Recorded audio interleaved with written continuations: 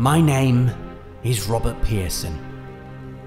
I've made 183 Friday features in a row. Every week I come up with a new idea. And every time I come up with a new idea, it feels like the last idea I'm ever going to have. I am a creative husk. My imagination is dead. And so I've come here, back where it all began, in the hope of finding new inspiration. New ideas, fresh purpose, a creative rebirth. Oh God, it's so cold. Oh, it's so cold. Look at that. This is why I prefer video game water, because you don't have to get cold and wet to appreciate it. That is the title of the next Friday feature. 7 times video game water was better than real life water. Well, what happened to the creative rebirth? Yeah, whatever, let's get back to the sofa. Here are 7 times video game water was even better than the real thing. Now, if you scroll all the way back to the beginning of the Friday feature playlist, all the way down there, you'll see a video called The Best Water Graphics in Video Games. I made it in May of 2014, back before Friday features were even a thing, and also before a bunch of games with insane water graphics were released. When this video was published, PS4 was only 6 months old, so it's time for a bit of an update. However, if you're wondering why I've not included games like GTA 5 and Black Flag on this list, it's because they're already in the old one. Okay, let's go. Entry number 1 is Assassin's Creed Origins. Now, the folks at Ubisoft know what they're doing when they make video game water. Black Flag's ocean physics still astonish nearly 5 years on, but the water in Origins really does take it to the next level. The reason I like it so much is because it's not just pretty on the surface, it reacts wonderfully when you're in it as well. Wade through the shallows and it ripples naturally around Bayek. The sound effects are top notch too, sloshing and squelching, and oh, I feel wet just listening to it.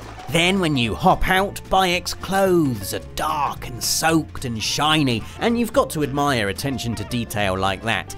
And then you get in a boat and just look at it. The bow slicing beautifully through the green-grey swell. Look at the way the sunlight plays across the surface. I mean, I haven't finished Assassin's Creed Origins, but I have done 20 hours of this.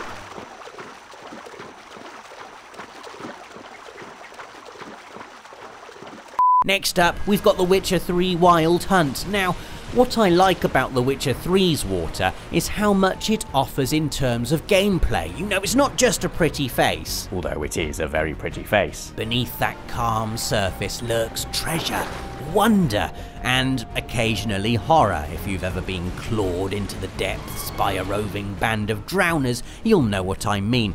Take the sea around the Skellig Isles, for example. So beautiful, so full of mystery. Occasionally a whale breaks the surface as it dives down. Long forgotten caches of loot drift beneath the waves, waiting to be discovered. Faraway caves, accessible only to those brave enough to swim through secret submerged entrance tunnels, glisten and shimmer with hidden promise. Rocky spits of land house shipwrecks just waiting to be plundered. The water in The Witcher 3 isn't just there to gloss up your journey between the isles. The water is the main environment of the Isles. There's huge amounts of open world under here, and exploring it is equal parts exciting and terrifying. Then of course you've got the wonderfully realised harbour of Novigrad with its canals and waterways snaking through slums and palaces, the beautiful lakes and rivers of Tucson, and plenty of stunning stretches of water for you to sail into at sunset. Perfect. Next up, we've got Unravel, the type of game that might get overlooked if you're thinking about oceans and lakes and storm waves and epic set pieces, but this water really is special. Yanni is a tiny protagonist, and so seeing him puzzle his way through puddles and pools is a wonderfully satisfying experience, especially when the puddles and pools react like that. It's one thing to have good water effects, you know, good water animation. It's a different thing entirely to physically model a body of water and to have it move and react to a thing being in it. And that's just what the water does in Unravel. Look how it splashes and rolls about like an actual physical thing. You can almost see each individual drop expertly modelled and coded to behave just like real-life H2O. And that's what's so cool with not having to worry about making the entire Caribbean. You know, you can concentrate on making a little puddle, and make that little puddle the most perfect little puddle there is.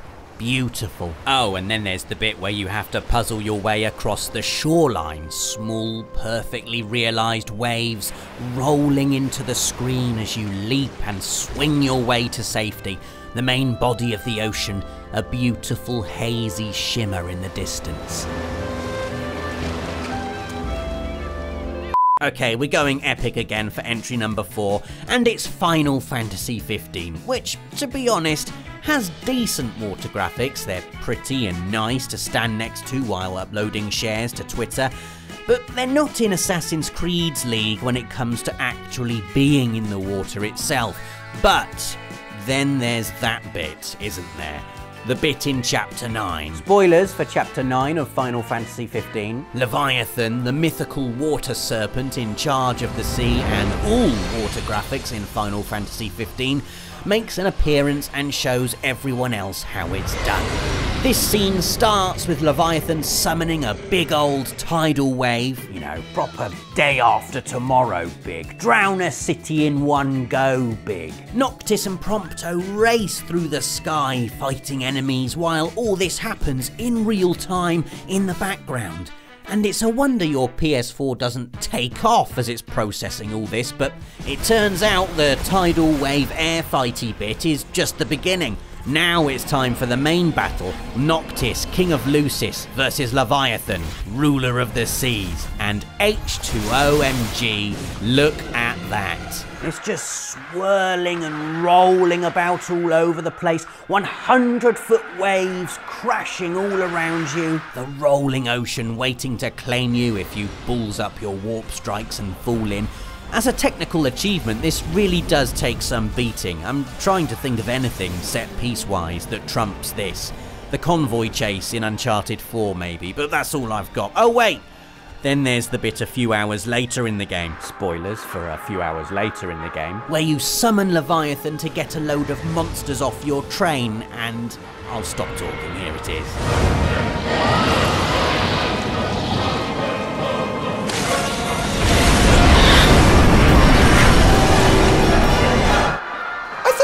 Take it in turns to hit each other in these stupid games. Oh my god. Abzu is our 5th entry, and what can I say about Abzu that hasn't already been said? The water is the entire game basically, and it's just incredible. A subterranean fantasy-scape the likes of which we've never seen before and haven't seen since. A beautiful, impactful ode to the wonder and mystery of the ocean depths. So vibrant, so full of life, so threatened by the ignorant and greedy machinations of man, and yet so resilient and forceful in its ability to fight back. Abzu is far more than just a pretty underwater exploration game, you know. It's got heart and soul, and it wants to pass as a message. That message being, look how diverse and alive the ocean is. Look how beautiful it can be to explore. Look how cool and absolutely not evil and mindless this shark is.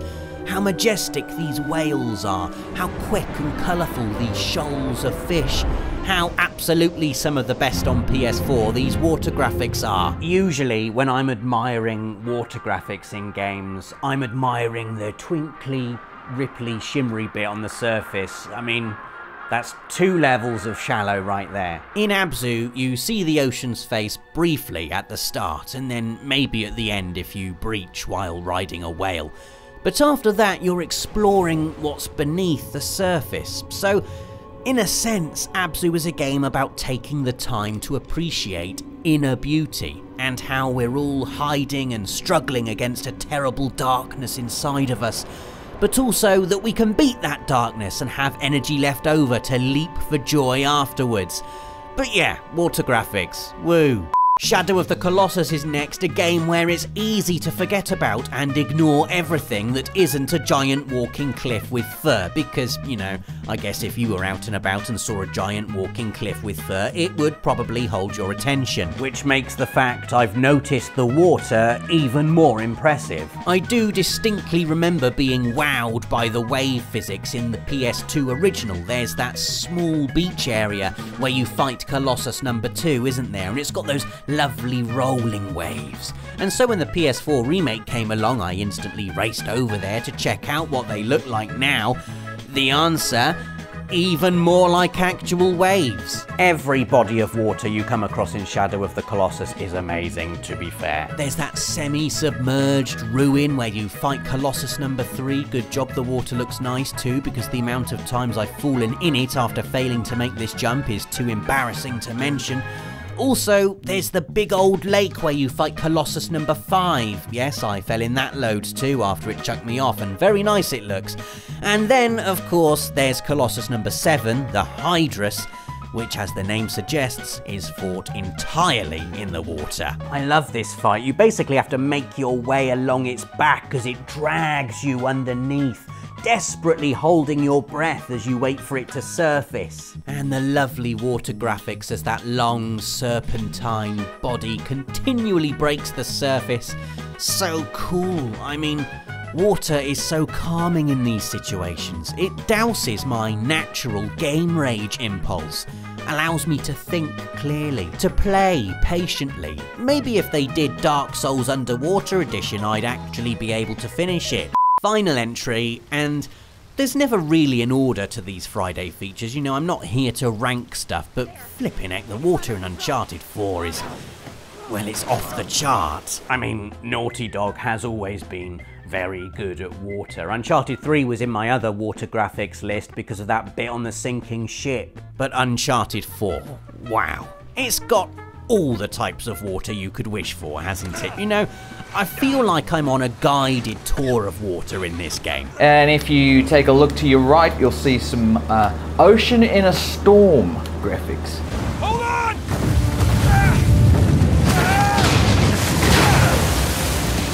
Very dramatic. You'll be pressing the share button a lot there. And coming up on your left, we've got some Paradise Island graphics. Gorgeous turquoise shallows there. Ooh, I just want to get out and swim in it. And then up ahead, we've got some dramatic waterfalls. Just look at how it churns, foams, ripples and swirls. And moving on, we've got, oh God, I've lost the steering.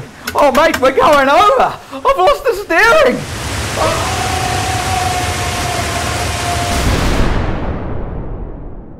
So there you go, 7 times water in video games was even better than water in real life. Let us know if you think there are any examples we've missed. Click the bell if you want to be part of the notification squad, and join us again next week for another Friday feature.